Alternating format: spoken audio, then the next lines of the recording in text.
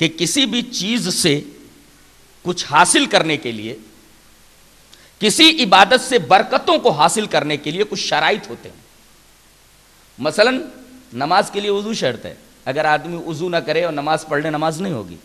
ایسے ہی روزوں سے برکتوں کو حاصل کرنے کے کچھ شرائط ہیں، اگر ان شرائط و آداب کو نہ برتا جائے تو روزوں کے اندر جو برکتیں ہیں اور روزوں کی جو فضیلتیں ہیں انسان انہیں کیسے حاصل کر سکتا ہے، جب ہر چیز کے حاصل کرنے کے لیے کچھ شرائط اور آداب ہوا کرتے ہیں. تو کیا روزوں کی برکتیں اور فضیلتیں ایسے ہی بغیر شرائط و آداب کے انسان کو حاصل ہو جائیں گی؟ نہیں، ایسا نہیں ہوگا. جن لوگوں کے اوپر رمضان کے بعد رمضان کی برکتیں اور فضیلتیں ظاہر نہیں ہوتی، ان کی زندگیوں کے اندر کوئی تبدیلی نہیں آتی،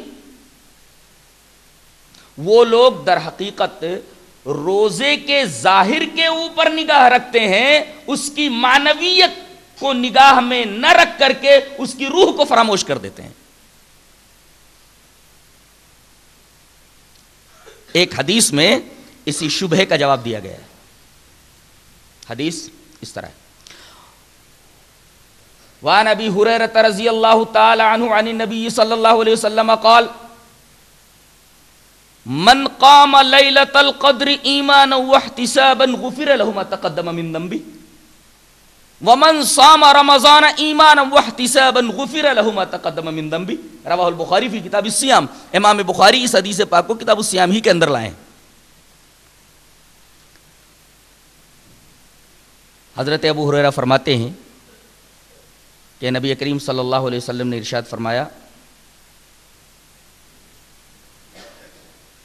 کہ جس آدمی نے لیلۃ القدر میں، وہ ایک ہی رات ہے، چاہے وہ ہندوستان کی رات ہو چاہے عرب کی رات ہو، ایک ہی رات ہے. قرآن ایک ہی رات میں اترا ہے. لیلۃ القدر مختلف نہیں ہوتی. ہندوستان کی لیلۃ القدر الگ، عرب کی لیلۃ القدر الگ. لوگ بہت بڑی غلط فہمی میں مبتلا ہیں اور یہ رات ان کے ہاتھوں سے نکل جا رہی ہے.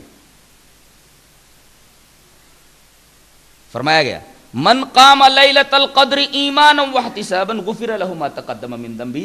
جس آدمی نے لیلۃ القدر کے اندر قیام کیا دو شرطوں کے ساتھ تو اس کے پچھلے گناہ معاف کر دیے جائیں گے. یہ دو شرطیں کیا ہیں؟ اب آدمی کے جب پچھلے گناہ معاف ہو جائیں گے، ظاہر ہے گناہوں کا بوجھ اگر بدن سے اتر جائے تو برکتوں کے آثار تو اس کی زندگی میں نظر آئیں گے ہی، اور اگر گناہ اس کے معاف نہ ہوں تو ظاہر ہے اس کی زندگی جیسے پہلے تھی ویسے رمضان کے بعد بھی رہے گی. اس کے پچھلے گناہ معاف کر دیے جائیں گے جو شخص لیلۃ القدر کے اندر قیام کرے. شرط یہ ہے، پہلی شرط ایمان، دوسری شرط احتساب. کبھی آپ نے غور کیا اس حدیث پاک پر؟ پہلی شرط گناہوں کے بخش دیے جانے کی، وہ بھی پچھلے گناہوں کے بخش دیے جانے کی. دو شرط، ایک شرط ہے ایمان اور دوسری شرط ہے احتساب. ایمان میں غور کیجئے، اگر آدمی کی زندگی میں توحید نہیں ہے اس کا روزہ رکھنا بیکار ہے.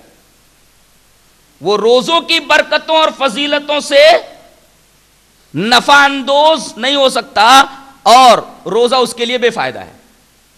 اس کے لیے ایمان ضروری ہے، اس کی زندگی میں توحید کا ہونا ضروری ہے. اگر اس کی زندگی توحید سے خالی ہے تو روزوں کے اثرات اس کے بدن پر، اس کی زندگی کے اندر ظاہر ہو ہی نہیں سکتے. اس کا روزہ رکھنا بیکار ہے. اس لیے کہ میں نے بتایا تھا کہ توحید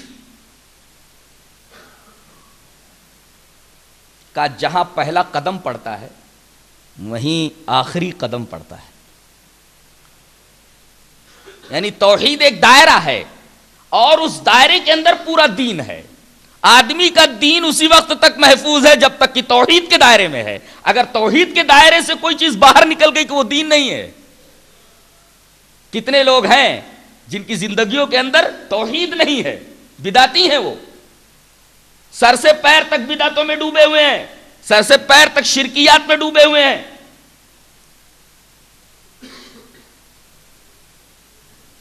اور رمضان کے آ جانے کے بعد بھی وہ لوگ جو توحید کے دعوے دار ہیں وہ اپنی زندگی میں کوئی بھی تبدیلی لانے کے لیے خود تیار نہیں ہے، تو اللہ تبدیلی کیسے لائے گا؟ ٹھیک ہے تم توحید لیے بیٹھے رہو، توحید کے بعد اعمال کی بھی تو اہمیتیں ہیں. بعض لوگ کہتے ہیں کہ ہمارے لیے توحید کافی ہے، ہم اپنی زندگیوں کے اندر اپنے عملوں کے اندر تبدیلی کیسے لائیں، کیوں لائیں؟ تو ایسے لوگ بھی رمضان کی برکتوں سے کوئی فائدہ نہیں اٹھا سکتے. تو پہلی شرط تو ایمان ہے، دوسری شرط ہے احتساب. احتساب کا دو مطلب بتایا جاتا ہے. ایک تو یہ کہ روزہ آپ اللہ تبارک و تعالیٰ کو خوش کرنے کے لیے رکھیں، ایک روٹین سمجھ کر کے اس کو نہ برت جائیں کہ یہ مہینہ روزوں کا ہے روزے رکھ لیے جائیں، بلکہ اللہ کو خوش کرنے کے لیے یہ روزے رکھے جائیں. ایک مطلب تو احتساب کا یہ ہے، اور دوسرا مطلب یہ ہے کہ اپنی پچھلی زندگی کا محاسبہ کرو، اپنی کتاب زندگی کے اوراق پلٹو، دیکھو کہ میری زندگی کی کتاب کا کون سا صفحہ سفید ہے اور کون سا صفحہ کالا ہے.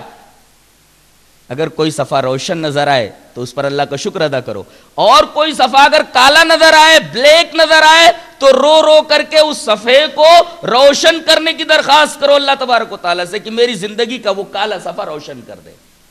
یہ ہے احتساب، اپنی زندگی کا محاسبہ. کیا ان دو شرطوں کے ساتھ کوئی روزہ رکھتا ہے؟ سوال ہی نہیں. بہت کم لوگ ہیں جو اس طریقے کا روزہ رکھتے ہیں اور یہ دو شرطیں ان کے سامنے ہوتی ہیں، ایمان اور احتساب. تو ایمان ضروری ہے، احتساب ضروری ہے. توحید کے ساتھ یہ عبادت معتبر ہے. اور کچھ شرائط ایک حدیث میں بیان کیے گئے، جی چاہتا ہے کہ وہ حدیث بھی آپ کے سامنے رکھ دوں. حدیث اس طرح ہے: وعن ابی ہریرہ رضی اللہ تعالی عنہ قال قال رسول اللہ صلی اللہ علیہ وسلم: من لم يدع قول الزور والعمل به فليس لله حاجة في ان يدع طعامه وشرابه. رواہ البخاری فی کتاب الصیام. امام بخاری اس حدیث پاک کو بھی کتاب الصیام ہی میں لائے جہاں روزوں کا بیان ہے. حضرت ابو ہریرہ رضی اللہ تعالیٰ عنہ سے حضرت ابو ہریرہ رضی اللہ تعالیٰ عنہ ارشاد فرماتے ہیں کہ نبی کریم صلی اللہ علیہ وسلم نے ارشاد فرمایا کہ جو آدمی جھوٹی بات کو نہ چھوڑ دے اور جھوٹ پر عمل کو نہ چھوڑ دے، جو زور کو نہ چھوڑ دے اور جو زور پر عمل کو نہ چھوڑ دے. زور مانے جھوٹی بات، جھوٹی گواہی، ہر جھوٹ زور ہے، اور ہر جھوٹ کے اوپر عمل کرنا یعنی دغا بازی وغیرہ. تو جو آدمی جھوٹ کو نہ چھوڑے، دغا بازی کو نہ چھوڑے، تو اللہ تبارک و تعالیٰ کو ایسے آدمی کے کھانے پینے کے چھوڑ دینے کی کوئی حاجت نہیں ہے، اس کو اس کی کوئی ضرورت نہیں ہے. یعنی روزہ رکھتے ہوئے آدمی اپنی زبان کو قابو میں نہ رکھے، روزہ رکھتے ہوئے آدمی اپنے کان کو قابو میں نہ رکھے، روزہ رکھتے ہوئے آدمی اپنی آنکھ کو قابو میں نہ رکھے، روزہ رکھتے ہوئے آدمی اپنے ہاتھ کو قابو میں نہ رکھے، پیر کو قابو میں نہ رکھے، تو اللہ تبارک و تعالی فرماتا ہے اپنے رسول کے ذریعے کہ ایسے لوگوں کے روزوں کی ہمیں کوئی حاجت نہیں. کتنے لوگ ہیں روزہ رکھ کر کے اپنی زبان کو قابو میں نہیں رکھتے، اپنی آنکھوں کو قابو میں نہیں رکھتے، جبکہ میں نے بتایا کہ صوم کی حقیقت میں رکنا داخل ہے.